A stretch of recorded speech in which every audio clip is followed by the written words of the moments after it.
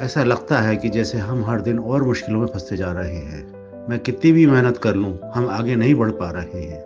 मुझे कोई बेहतर नौकरी नहीं मिल रही है। मुझे पता है। मुझे समझ नहीं आ रहा कि इस महीने गुजारा कैसे होगा। सब कुछ इतना मुश्किल लग रहा है। माँ, पापा, क्या हुआ? ओह, कुछ नहीं बिंकू, ये बस बड़े लोगों की बातें हैं। तुम्हें इसकी चिंता करने की जरूरत नहीं है। सब ठीक हो जाएगा, तुम चिंता मत करो। मैं आपकी कुंडली देख सकता हूं। मैं देख सकता हूं वो बोझ जो आप उठाए हुए हैं। तारे मुझे बताते हैं कि आपके जीवन में संतुलन पुनः स्थापित करने का एक तरीका है ताकि शांति और समृद्धि वापस आ सके। हमें क्या करना चाहिए? मैं कुछ भी करने को तैयार हूँ। एक प्राचीन उपचार है, जीवन का प्रतीक। आपको अपने घर में एक मछली का एक्वेरियम रखना चाहिए जो मछलियों से भरा हो। वे आपके घर में सद्भाव और समृद्धि वापस लाएंगे। एक्वेरियम? यह कैसे मदद कर सकता है? पानी की ऊर्जा और टैंक के भीतर जीवन आपके घर को नकारात्मक ऊर्जा से मुक्त करेगा और नए अवसर लाएगा। मुझ पर विश्वास करें। हम वैसा ही करेंगे जैसा आपने सलाह दी है।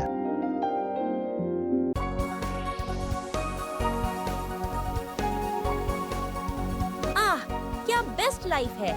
कितनी बड़ी नदी है, पानी मीठा है और दुनिया कितनी सुंदर है। सच में तुम कितने खुशकिस्मत हो जो आजादी से तैरते हो, ठीक वैसे ही जैसे मैं जहाँ चाहूँ उड़ सकता हूँ।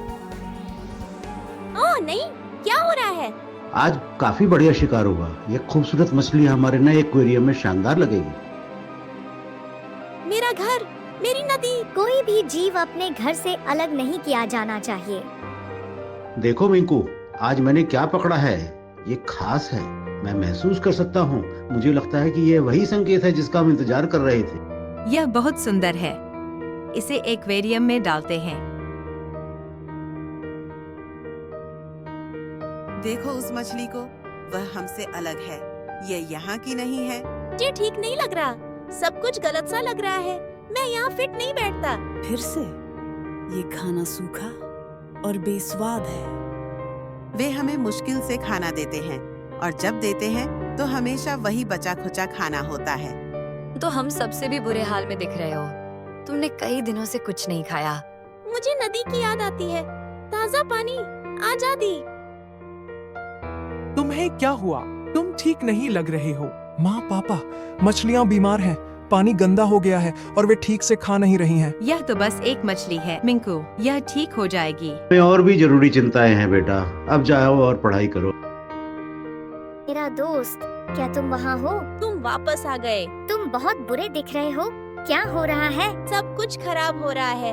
पानी गंदा है, हमें ठीक से खाना नहीं मिलता और मैं दिन ब दिन कमजोर महसूस कर रहा हूँ। मुझे नहीं पता मैं और कितने दिन ऐसे रह सकता हूँ। नहीं, ये सही नहीं है। मुझे नदी की याद आती है। मुझे आजाद रहने की याद आती है। चिंता मत करो मेरे दोस्त, सब ठीक हो जाएगा। बस थोड़ा और सहन करो। तुम फिर से यहाँ हो। मैं हर दिन आता हूँ, लेकिन मुझे नहीं पता कि तुम्हारी मदद कैसे करूँ। कुछ भी नहीं बदलेगा। पानी खराब है, खाना उससे भी बुरा है। मैं हर दिन और कमजोर महसूस करता हूँ। बस थोड़ा और सहन करो, शायद कुछ बदल जाए। शायद।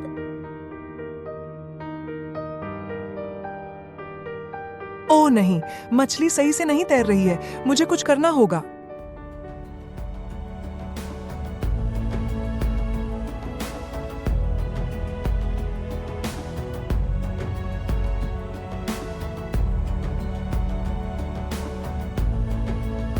यह मदद करेगा। मैं मछली बदल दूंगा और किसी को पता भी नहीं चलेगा। उम्मीद है कि रोबो मछली काम करेगी। रोबो मछली काम कर रही है और यह बिल्कुल उसी मछली की तरह दिख रही है। कोई भी पहचान नहीं पाएगा। मैंने तुमसे कहा था मेरे दोस्त, कभी कभी बदलाव ही हमारी जरूरत होती है। सब ठीक हो जाएगा। हाँ मेरे दोस्त। मछलियाँ आप ठीक लग रही हैं ना? हाँ, वह मछली जो बहुत बीमार थी, अब इतनी खुशी से तैर रही है। वे जान नहीं पाए। अब मैं और रोबो मछलियां बनाकर बाकी मछलियों को नदी में छोड़ूंगा।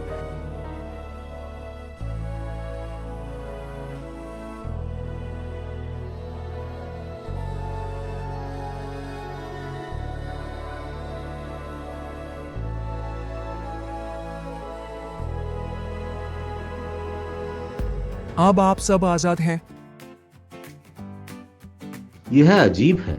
कुछ हफ्ते पहले तक मैं सोच रहा था कि हम कैसे संभालेंगे, और अब सब कुछ बदल रहा है। मुझे भी ऐसा ही महसूस हो रहा है।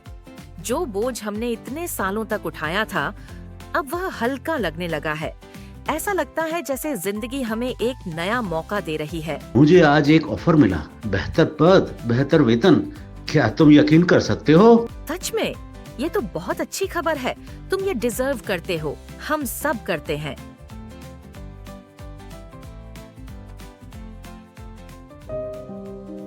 माँ, पापा, मुझे आपसे कुछ कहना है। क्या बात है बेटा? तुम गंभीर लग रहे हो बेटा। एक्वेरियम में जो मछलियां हैं वे असली नहीं हैं। तुम्हारा क्या मतलब है?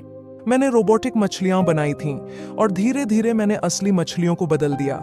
असली मछलियां अब नदी में हैं, जहां उन्हें होना चाहिए था। क्या यह सब तुमने किया? हाँ, मैं उन्हें कष्ट में नहीं देख सकता था। कोई भी जीव पिंजरे में नहीं रहना चाहिए। हर जीव को आजाद रहने का अधिकार है। तुम्हारा दिल कितना नेक है मिंकू। शायद उन्हें अपने पास रखना हमारी गलती थी। लगता है आपकी आर्थिक समस्याएं दूर हो गई है। जरूर एक्वेरियम ने असर किया होगा। नहीं पंडित जी, हमारी किस्मत बदली, लेकिन एक्वेरियम की वजह से नहीं। आपका क्या मतलब है? हमने एक्वेरियम से सारी जीवित मछलियों को निकाल दिया जो वहाँ कष्ट में थीं, और तभी चीजें बेहतर होने लगीं। कष्ट में? ये मछलियां तो हमेशा पानी में रहती है और खाना भी दिया जाता है, तो ये कष्ट में कैसे थी? और वैसे भी अगर ये आपको शुभ फल दे रही थी, तो आपको उनकी पीड़ा की चिंता क्यों करनी चाहिए? बताइए, आपकी किसी भी पवित्र किताब में कहीं लिखा है कि किसी जीव को यातना देकर धन प्राप्त करना सही है? कैसी यातना? किसी को कैद में रखना भी यातना ही है। हर जीव के पास स्वतंत्रता का अधिकार है। एक्वेरियम का पानी मछलियों के अपशिष्ट, मृत पौधों और सूक्ष्म जीवों से गंदा हो जाता है, जिससे मछलियों का स्वास्थ्य बिगड़ता है और अधिकतर मछलियां भूखी ही रहती हैं, क्योंकि हम जो खाना उन्हें देते हैं वह उनके लिए सही नहीं होता। मैंने कभी इस तरह नहीं सोचा था। मैंने इंटरनेट पर खोज की। एक्वेरियम में मछलियों की मृत्यु के सबसे आम कारण हैं भूख और गलत आहार, गलत वातावरण, खराब बैक्टीरिया और बीमारियां, अन्य मछलियों के साथ मेल जोल ना होना, पानी में गंदगी और टेंशन। टेंशन एक्वेरियम मछलियों की मृत्यु का एक प्रमुख कारण है। ओह मिंकू, अगर ये सच है तो एक्वेरियम में मछलियों को रखना सचमुच बहुत बुरी बात है। हाँ पापा, लगभग 80% समुद्री मछलियां मर जाती हैं इससे पहले कि वे किसी शौकिया व्यक्ति को बेची जाए, और उनमें से 90% एक साल के भीतर ही मर जाती हैं। ओह मिंकू, हमें यह पता नहीं था, नहीं तो हम इतना बड़ा पाप कभी नहीं करते। सही कह रहे हैं, मैंने कभी इस तरह से नहीं सोचा था और पुरानी मान्यताओं अंधविश्वास में अंधा हो गया था। मुझे क्षमा करें, मुझे कभी भी जीवों को कैद करने की सलाह नहीं देनी चाहिए थी।